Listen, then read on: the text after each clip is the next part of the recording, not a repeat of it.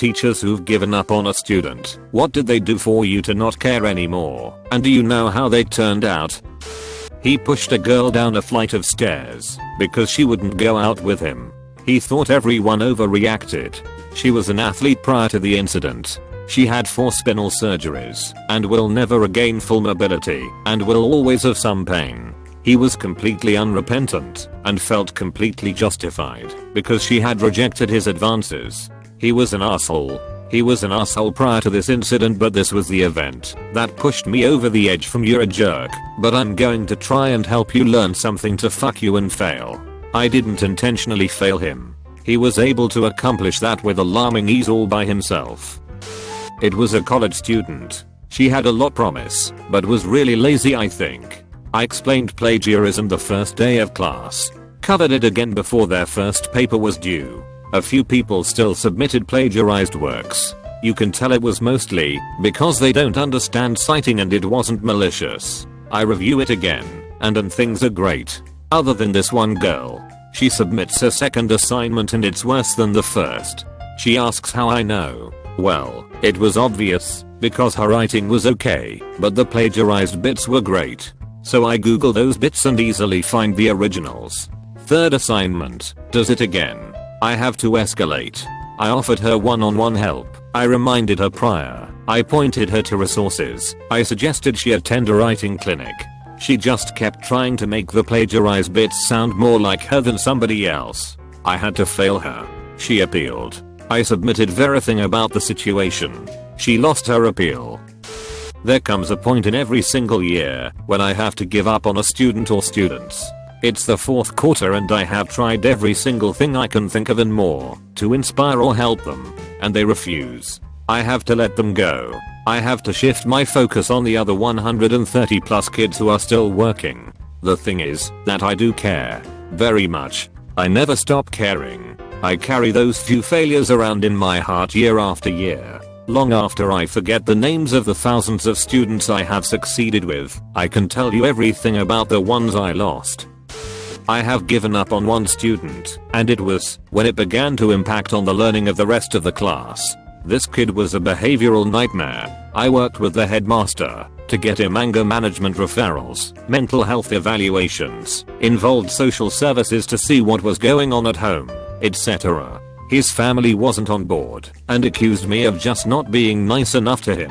Day after day he still continued to throw things at me, scream at me, pound his head against the floor, attack other class members, etc. It reached a point where I worked out that he ruined about 30 to 60 minutes of class time per day, and I had enough. I stopped trying different tactics with him and just had him removed every time he even looked like he was about to kick off. It was really frustrating because his schoolwork was well below average, and I knew it would stay that way unless he was able to remain in class and benefit from the teaching.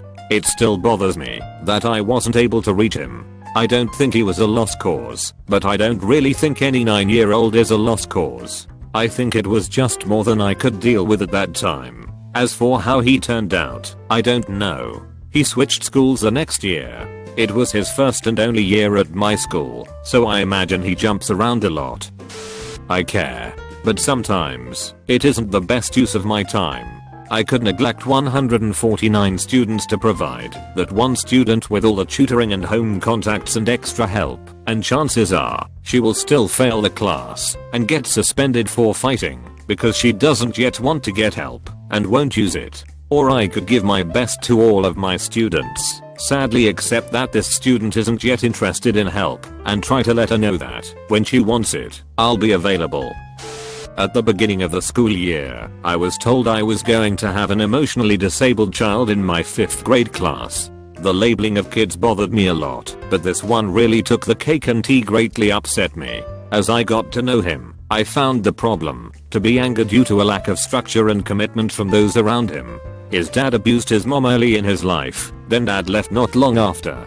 He says he never remembers his dad being around. Since then, his mom worked constantly, trying to find a male figure to replace my student's father. Suffice to say, it was unsuccessful, which led my student to have severe trust issues. By the time he was in my class, his mom worked in a town 45 minutes away while he attended school locally, with no one else around. If he was sick, upset or all around having a bad day, he was stuck. Due to his mom's schedule, she didn't let him stay home sick. This led to incredible outbursts of anger on anyone who would cross his path, including me. This child would scream and degrade, but worst of all, he got physical. When it was with me, I'd do my best to de-escalate, but it often had no effect. This kid wasn't emotionally disabled. He was emotionally neglected. He'd physically escalate with other kids, but my breaking point was when he choked another student at recess. I caught him on top of the play structure with his hands around another student's neck.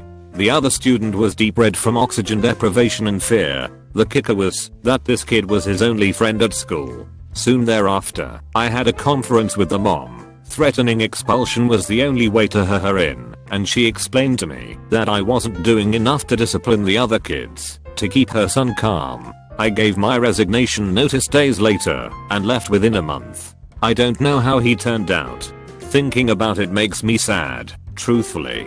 I wish I would have done more some days. Then I realize I went far above and beyond what I should have. I'll let one of my own students get choked. It never should have gotten that far. All I know is that he's 15 now, and I hope that he's doing well. I went to a very conservative public high school in South Carolina, West Oak High School. I had a mohawk, wore metal/punk rock shirts and didn't fit it in. Starting in my 9th grade year, the school officials started calling me out of class and searching me for drugs. Happened like 3-4 times a week. They would call my parent and ask about animal mutation/cruelty, and that the other kids stated that I was sacrificing goats and other animals at my house. It even went as far as they put me in a special class helping mentally retarded kids for 2 years instead of having me take gym, as I was a distraction to other kids. The entire ordeal was ridiculous. I was introvert, stayed to myself, and never caused any distractions other than my out-of-town appearance. As in ripped jeans, long hair. It was the grunge Nirvana era and I fit the bill perfectly. An abused kid living in poverty with no one or nothing to turn to but music. So here I was, a 14-year-old kid whose father just died and forced to move back in with my drug addict mother 2 states away, went to high school every day for 3 years just to be harassed and ridiculed by teachers and students, all because I looked like a devil worshipper. I looked back and realized how fucked up the situation was. I was constantly bullied, and anytime I fought back I was the one who got detention, suspended, while the bullies were let go with no repercussions. I was lonely, lost and a confused kid. I had no friends, no guidance, and was extremely depressed. Even the teachers and counselors at the school shunned me like a witch in the Salem witch trials. I ended up dropping out at the start of 11th grade because of the harassment and almost instantly got my GED and completed a college degree in less than 2 years. 15 years later and today I'm a programmer and live a pretty decent life, a nice family, mortgage and the whole American dream thing. Not sure how this really fits into the discussion, but I know as a kid I wish teachers hadn't given up on me. I was just a kid from a poverty-stricken home, and my entire high school experience left me completely fucked up. To this day I still have social interaction issues that stem from my time at West Oak High School. I had an excellent student who was recently killed in a hit and run about a year after the class. This understandably upset me. As I was walking around campus on other business, I was contemplating why it always seems to happen to the good ones, and I was concluding that maybe it's just because we remember the good ones better and take notice when bad things happen. But at that moment I was cutting through the student union building and saw another student from that section. One of the slackers who I wrote off and had failed, who had barely attended class, and who had submitted garbage work. She was playing guitar in front of an audience, and she was amazing. What I learned at that moment is that we don't see everything about our students in the keyhole view of their lives that we get in the classroom. I did my job by failing her, and I'd fail that kind of work again, and I have. But to write her off was wrong, because our students are people too, and they have their own lives and interests. They have their own good days and bad days. We don't always see them at their best. So aside from horror stories like some of the violence narrated in this thread, I try to not write people off anymore. I can accept that maybe I don't have too much to offer to someone, because positive influence is not something that can be forced. I also accept that sometimes the best thing for students can be to fail them and to let them see the consequences of their inaction. But that's not the same thing as giving up on them. I'm a swimming instructor. I've given up on a few kids. Usually because they don't listen to me or other teachers, or just can't seem to do basic things like kick faster. Most of them eventually figure it out after a few weeks, so when that happens I can focus more time into developing proper technique instead of just letting them swim up and down the small lane. But there is this one boy I teach who has a mental disability. He can do one thing at a time, like kick from point A to B just holding his breath. But as soon as I try and get him to do two things at once, not happening. Like for instance, when I'm showing him how to breathe he'll kick for a little bit, stop kicking, lift his head up, put his head back in, and struggle the rest to the end. If I try to correct him, it's often met with harsh resistance. There are 3 other children in this class, so some weeks I just have to give up on trying to teach him anything, and just focus on developing technique for the other kids. I gave up on a student after the following. He failed the first quarter, badly. I offered him a re-evaluation of his grade. He and his mother signed a contract agreeing to the terms. Turn in all missed work from Q1, attend extra help regularly, maintain a passing grade for Q2, no lateness or unexcused absences in Q2, that sort of thing. He fulfilled exactly 0 of the requirements. He's not a bad kid, but the effort I was putting into his interests was wasted. I have too many other students who need my attention to waste time on someone like that. I believe in second chances. I even believe in third chances. But at some point, if you're inclined to shoot yourself in the foot, then I'm inclined to let you. Student here. Just wanted to say I think there are far more teachers who have taught for too long and end up giving up before they even begin. I believe there comes a point where teachers should just stop. When they become permanently mean people and have lost their passion for teaching. I had a teacher once in college. It was the first day of class, and although I had ordered all of my books ahead of time, in order to have them for the first day, there was one book that I had not received. The reason for this was that the warehouse of the company I had ordered the book from had gotten flooded from Hurricane Sandy. I had an email that they had sent me saying that they found the copy of the book elsewhere, and they were delivering it to me, and it would arrive in 3 days. So, I went to class. Teacher asked me why I did not have the book. I explained. These were her exact words: as a person I feel bad for you, but as a teacher I do not care and you need to get out of my classroom, so I left. Next class, same thing. Third class I had my book. Then at the end of the week I realized that she had failed me for each day I was not in class. I could tell this class was not going well, and as I was on academic scholarship I could literally not afford to ruin my GPA by being in her class. So I went to her office to drop the class, and I told her why. Her response: "Are you always going to be a quitter?" Because it sickens me. I couldn't help it. I had to ask her if she was always going to be a bitch. She OBV didn't like that and refused to sign the paper until after the withdrawal period had passed, which would result in a big fat F on my transcript, bringing down my GPA and would cause me to have to leave my university. But I appealed it and won. Just goes to show how sometimes some teachers are just horrible and should know when to stop. I taught college, so I don't know if it applies as well. I gave up on a lot of students in my time, a whole lot, probably more than not, honestly. I taught third graphics, which was a credit for game design, so there was a lot of misconceptions of I play games, therefore I make games. Generally, if a student stopped showing up, I gave up on them. That goes without saying. I had a mental 3-strike system. There were a few things that got you strikes.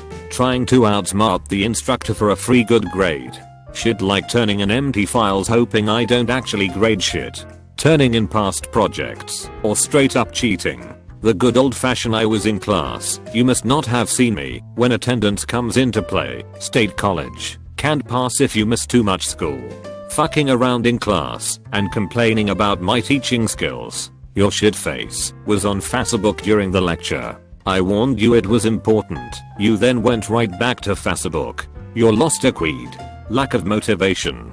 This is a lot less obvious, but you can really tell when a student is trying, being motivated and improving. It really shows when a student never practices or tries new things. Sounds terrible, but I won't spend time on you if you won't spend time on the class. I have never pawned off a student for the next teacher to deal with, mainly because I was the next teacher. Pass or fail, I get them again. I had very strong morals with grading. Those got me in a bit of hot water, because apparently you are supposed to give a student a C, just so we can fluff up our graduation numbers. I said fuck that and quit teaching. Last thing I need is a dude who can't optimize a sphere trying to use topo tools to optimize a sculpt. I taught freshman English classes for a few years. The student that comes to mind was incredibly bright and had a real penchant for writing. He was also a bit apathetic and didn't turn in all of his work on time, but was still smarter than several of the kids in that class. He showed up to class irregularly and often would cite very personal reasons for missing class, usually involving his girlfriend breaking up with him.